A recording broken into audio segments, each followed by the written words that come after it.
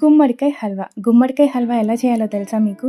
తెలియకపోతే తెలుసుకోండి. అండ్ గుమ్మడికాయ చాలా మంచిది. కంటికి మంచిది, హార్ట్‌కి మంచిది అండ్ స్కిన్ గ్లో అవుతుంది. ఈ చాలా బెనిఫిట్స్ ఉన్నాయి. కడిగిన గుమ్మడికాయని కట్ చేసుకొని తురుముకోండి. ఇలా తురిమిన దాన్ని పాన్‌లో ఏసుకొని ఫ్రై చేయండి. 2 కప్స్ గుమ్మడికాయ తురుముకి 1 కప్ బెల్లం తీసుకోండి. మరీ ఎక్కువ స్వీట్ తినేవాళ్ళైతే, లేకపోతే 3/4 కప్ అయినా సరిపోతుంది. కొంచెం చిటికెడు సాల్ట్ ఎయండి. సాల్ట్ స్వీట్లో వేస్తే చాలా టేస్టీగా ఉంటుంది. ఇంకో సైడ్ మీకు నచ్చిన డ్రై ఫ్రూట్స్ తీసుకొని నెయ్యిలో వేయించేసేయండి. వేయించిన డ్రై ఫ్రూట్స్‌ని తీసి పక్కన పెట్టేయండి. 1-2 స్పూన్స్ ఘీని దాంట్లో యాడ్ చేయండి. టేస్ట్ చాలా బాగుంటుంది. ఈ హల్వా అంతా దగ్గర పడిన తర్వాత డ్రై ఫ్రూట్స్ వేసేసి సర్వ్ చేసేసుకోండి. చాలా టేస్టీ అండ్ హెల్తీ గుమ్మడికాయ హల్వా రెడీ.